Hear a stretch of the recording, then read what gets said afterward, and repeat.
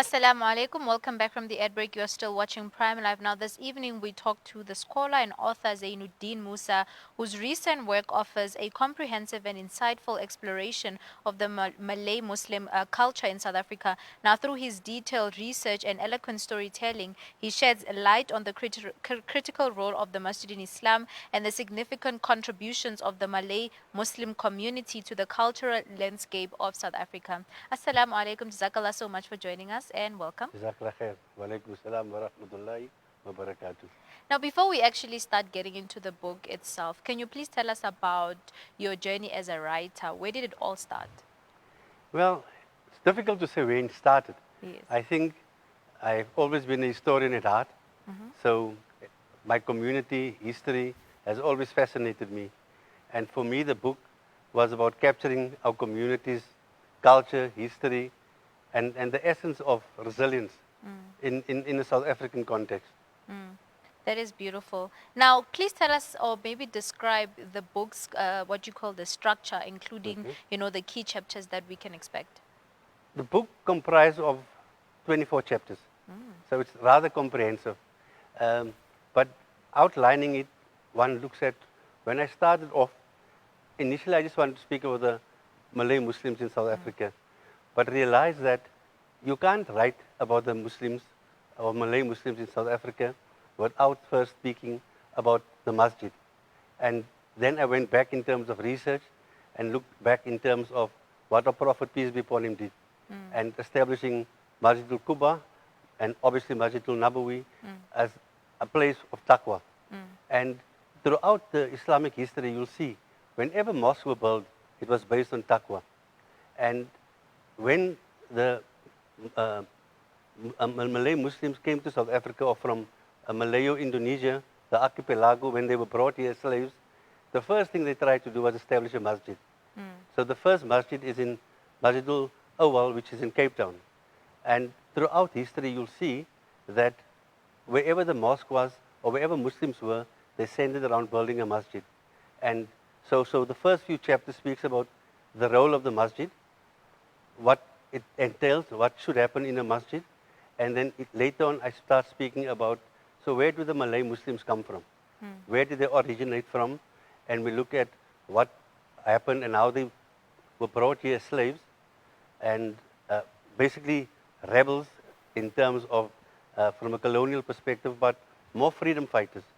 And when they got here, so I look at the history of who the first Muslims that came here, and this dates back to 1652. And eventually, I look at some of the key leaders in terms of people like Tuan Guru, Sheikh Yusuf Makassar, and eventually look at all those role players, then move on to say, so what's next? So the next portion of the book speaks about how the Muslims evolved from Cape, where they migrated inland, and eventually got to Kimberley, based on the discovery of diamonds, and then eventually to Transvaal is the old term, where with the discovery of gold. But again, going to Kimberley, you see the first thing they built was a masjid. Then eventually in Johannesburg, the first place was a masjid which was initially in Malay camp, as it was known then, which eventually became Kirk Street. And from Kirk Street, the second masjid was in the 23rd Street Mosque, as we all know it as Fitas. From there, I then look at the Group Areas Act and how the Group Areas Act basically allowed people to, or rather not allow, force people to move into different areas. And that's when I start focusing purely on Newclare and how the mosque in Newclare was evolved, built in 1918, currently still standing, so it's over 100 years old, and how the different communities assisted in that. And then after that, the main focus is on the Newclare Masjid itself. Who were the people involved from the 60s, eventually to the 70s, when the formal structure of the mosque was built in its current form, and looking at the different imams, different administrators, teachers, but beyond that is then also saying, so what makes, what is it that we speak about when we say a Malay Muslim? Then I start looking at the various cultural issues around that and what I call syncretic practices, which is basically a fusion of cultural practices with Islamic values. Then we look at issues around hadats, uh, how you, in the Malay term, speak about sunnat circumcision. We speak about the rituals around Hajj for Muslims from a Malay perspective, the significance of death, Ramadan, the Mawluds, etc. And then towards the end of the book, I then speak about saying, so what? When I say so what, it's about saying, so for the last 365 years, Islam was given to us by our forefathers. How are we going to preserve Islam in the 21st century? And I have some suggestions and recommendations that I make to committees at the various masajids, as well as imams and madaris in terms of what you should do or what we should do in those instances, or from an educational perspective in terms of preserving Islam for our 21st century Muslim. That is very interesting, and I know you didn't even touch on everything. Yeah. You just tried to give us a brief, but I can tell that obviously the Malay culture is very rich, and there's a lot of information that a lot of people can learn from the book. Can you tell us about why you actually decided to write about the Malay community? For me, it's, you know, if you look at the South African context, we a minority. When I say minority, I'm speaking about Muslims in general. The Malay community, even more so. But more so, if you look at it from a political perspective, we've become marginalized. And our history is not recorded. So for me, as I said to you earlier, as a part-time historian, it was about preserving our history and our culture. And also looking at the various syncretic practices where many people will call it bid'ah, many people will say this is un-Islamic. But the point is, we are where we are as Muslims in South Africa because of our culture partially. And for me, it's about preserving that and making sure that at least there's something now. And I know there's other people who's also written on it, but for me, it's about saying this is part of what I want to call the whole decolonization praxis, where we need to preserve our history. And if we're not going to do it, no one else is going to do it for us. But it's also preserving our past.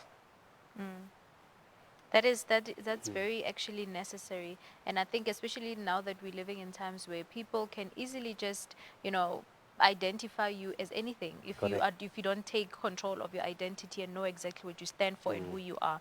Now let's talk about the research process that it took, and how long it actually took you to be able to compile this book. Short answer, about 4.5 years. That's So a I long started time.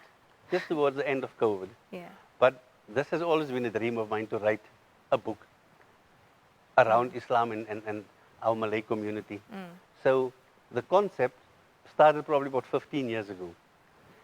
But I really got down to it about 4.5 years and so. So it was deep research in terms of, as I said to you, and I call it a personal perspective because it's mine, my view in terms of my take on Islam and the Malay community. But there's a lot of research that went into it. A lot of people were interviewed. And for me, the sense of urgency came when many of the older folk that I already earmarked to interview has passed on. So I realized that start sooner rather than later, because very soon the people that you want to interview will no longer be alive. And that oral history will be lost. So yeah, long and short answer, 4.5 to 5 years. Mashallah, that's very impressive. Now, what surprised you most during your research, and what do you hope, or what do you think is the most important message readers should take away from this book? Again, for me, let's look at the first part of the question. What surprised me is the enthusiasm when we did the interviews with people. We obviously advertised in terms of saying if you have any knowledge about the history, fitas, the past, etc. So people would come forward. But when you actually interview people, you can see how they become alive because they can relate to the stories. You do the recordings, so you have to actually say to them, stop, and just repeat certain things. So the enthusiasm, the sense of pride in terms of them being able to share their stories, knowing that the stories will be recorded and hopefully in a book form at some point, that for me was mind-boggling in terms of, and even to date as we speak, uh, if, I mean, there's still people that give me information. So there'll probably be a version 2 or a second edition of the book with the additional information. But I think that in itself is what for me that I can take away. But I think second part of your question, the general takeaway for me is that it's not only a book for Muslims. It's not a book only for Malay Muslims. It's a book for South Africans, in the sense it tells the story of a people who were brought here. And I always speak about Islam came here by accident. We all know that Islam, Allah is the best of planners. But Islam came here by accident because in the Indonesian Malayo archipelago, these were people who were resisting colonialism, obviously being oppressed by the Dutch. So they were brought here to the Cape to serve a punishment, the Cape became a penal colony. So that's how Islam came here. But because of their resistance, and that's where the struggle for me started, in the sense that they resisted oppression, they resisted. So what, for example, in the book I speak about the first prisoner who served the longest term on Robben Island was a Muslim, 65 years on Robben Island. And we speak about, for example, in our history, about Mandela being 27 years in prison and not even 27 years on Robben Island. Here we have Sheikh Ahmed Ternari, who served 65 years on Robben Island. And so that is a history that's not captured in our school syllabus or in our madaris.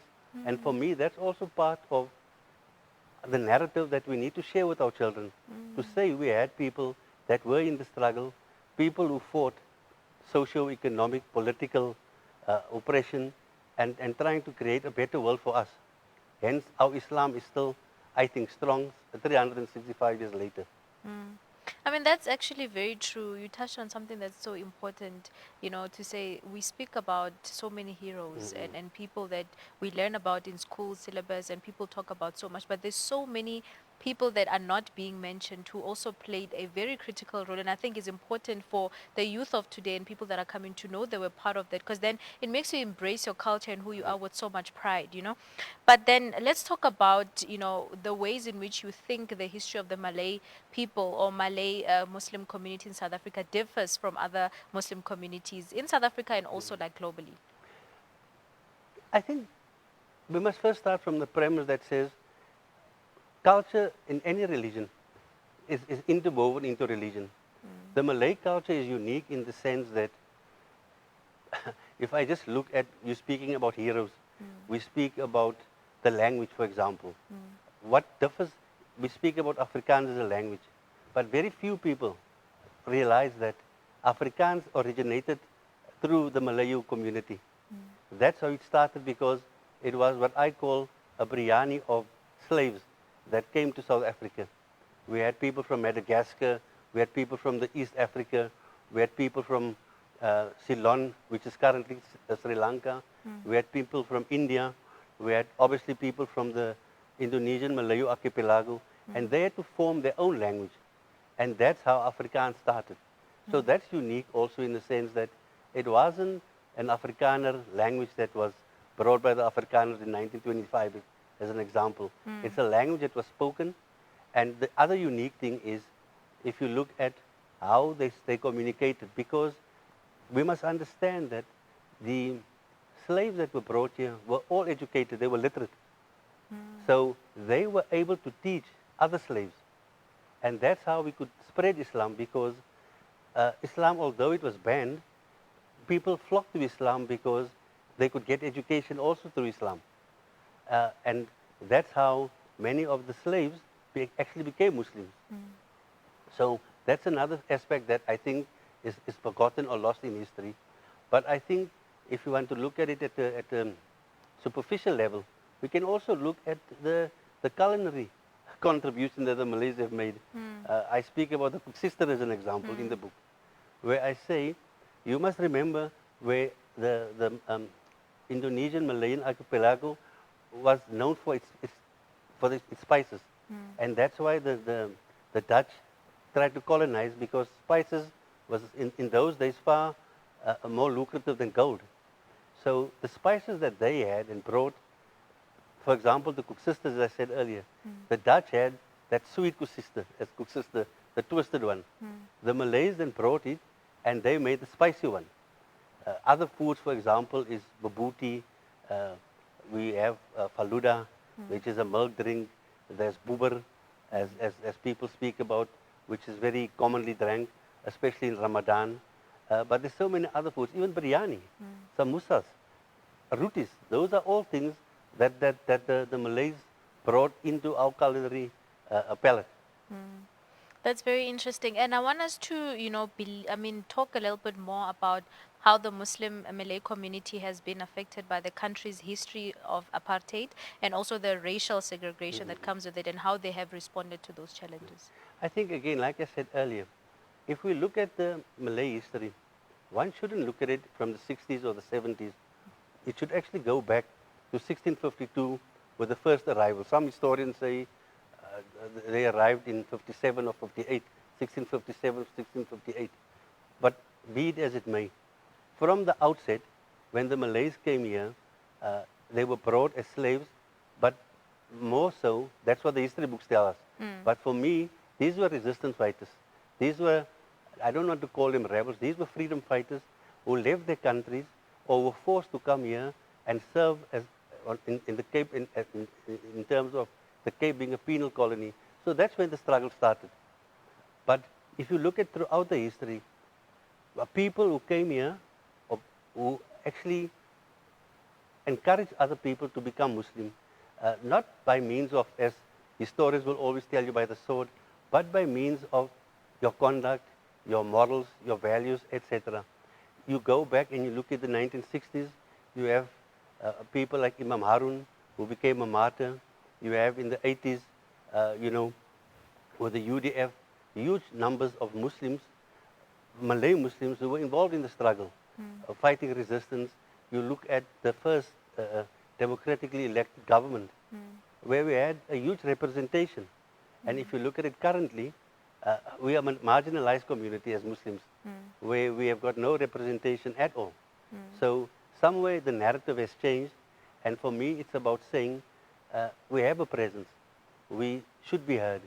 And for me the book is one of those small steps in terms of contributing towards ensuring that our history remains alive, and people must take pride in that. Most definitely. Now, your book will be on sale at the Newclare Masjid fundraising dinner on Yes. the 30th of August. Can you tell us more about that event? So the event is one of many initiatives.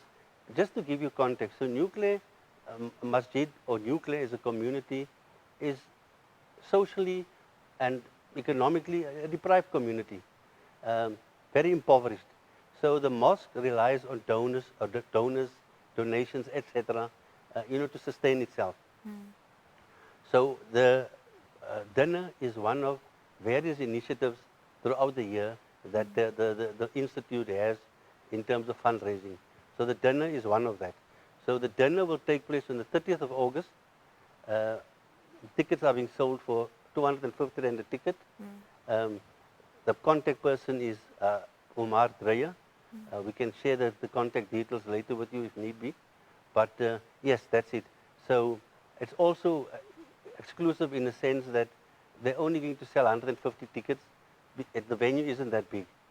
And at the dinner, we're also going to launch the book, which is one of a series of events in terms of trying to market and sell the book. Mashallah. Now, before I let you go, for those who may be interested in learning more about the Malay community, where can they get the book? How do they get a hold of you, and how much does it cost? Let's start with the pricing first. Yes. The book will cost 350 Rand. So all the money that's being made, or the proceeds from the book, I'm donating it to the masjid. So whoever buys the book, it's like a sadaqatul jariyah for yourself, and the institute will obviously benefit from it. I've given 4 names of people that can be contacted in terms of buying the book or purchasing the book. Myself, There's another gentleman, Aziz Badwala, who's on the committee, and Umar Drai, who's also on the committee. So these are the people that one could purchase the book from. And the contact numbers will be made available, but the book will be available to be sold. Mashallah. Jazakallah so much for joining us and, for just giving us insight on, or just a peep little, a peep look into the Malay community for those who might not be, familiar with the rich history that comes with the Malay Muslim community. So Jazakallah so much for Jazakallah khair. educating us and for your time. And thank you for inviting me. Much appreciated. You are most welcome. Viewers at home, that was Zainodeen Moosa, who was giving us a book review on the journey of the Muslims and the heritage from Cape to Newclare. I don't know, this left me so informed, and I hope you feel the same. And I do hope that you actually do head out to get a copy for yourself so that you can learn a little bit more about the Muslims or the Malay Muslim community. But without wasting any time, let's go to a quick break. We'll see you right after this.